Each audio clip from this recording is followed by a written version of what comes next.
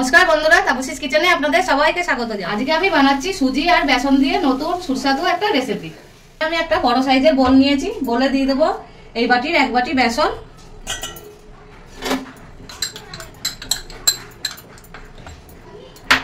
আর ওই বাটিরই 1 বাটি সুজি,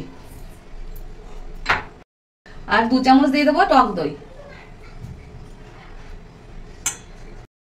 আর দিয়ে দেবো স্বাদ মতন লবণ।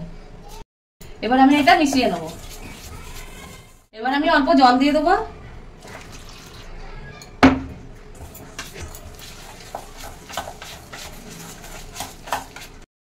এবার আমি 10 মিনিট মতন ভিজতে দেবো, সুজিটা যাতে ভিজে ফুলে যায়। 10 মিনিট হয়ে গেছে। 10 মিনিটে সুজিগুলো ভালোই ফুলে গিয়েছে।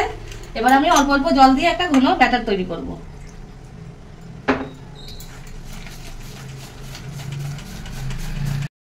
এরকমই ঘন রাখতে হবে। 1/2 চামচ দিয়ে দেবো বেকিং পাউডার, দিয়ে এটাকে ভালো করে ঘুরিয়ে নেব, আর একই ডাইরেকশনে ঘোরাতে হবে। হয়ে গেছে। আর বেকিং পাউডার দেওয়ার পরে বেশ ভালোই ফুলা ফুলা হয়ে গেছে। আমি এখানে প্যান বসিয়ে নিয়েছি গ্যাসে। প্যানে দিয়ে দেবো 1 চামচ তেল। তেলটা ছড়িয়ে দেবো ভালো করে। এবার আমি এই ব্যাটারটা দিয়ে দেবো।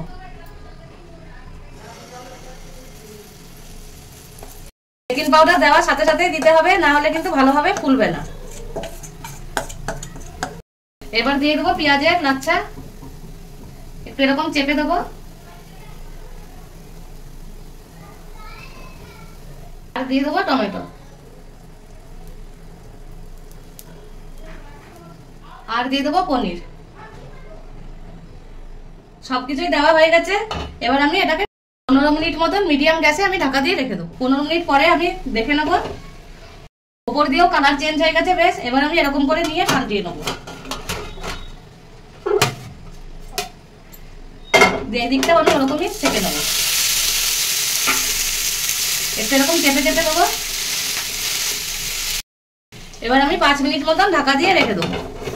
5 মিনিট হয়ে গেছে। এবার আমি আবারও ওরকম করেই উল্টিয়ে নেবো।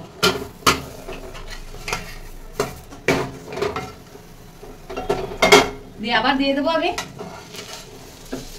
দেখুন কত সুন্দর হয়েছে, পনিরগুলো বেশ ভালোভাবে ভেজে গিয়েছে। এবার আমি ওপর থেকে দিয়ে দেবো গ্রেট করে রাখা চিজ।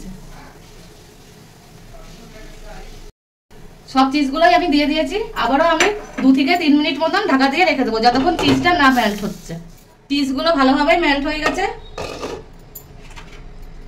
এবার আমি নামিয়ে নেবো।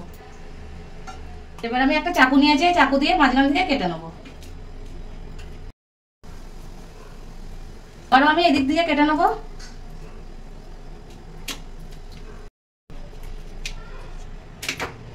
এটা একদম পিজার মতনই দেখতে, আর খেতেও পিজার মতনই লাগে।